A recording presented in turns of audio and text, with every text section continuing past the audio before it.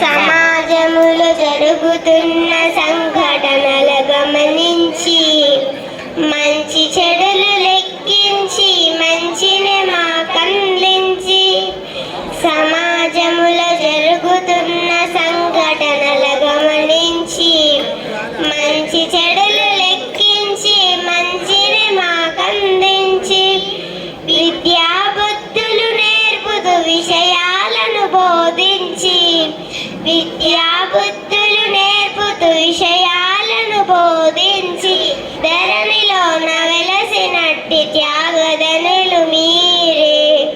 అందుకోండి గురుదేవులు అక్షరాభివందనాలు. సాదరంగా మీ శిష్యులు సమర్పించు చందనాలు.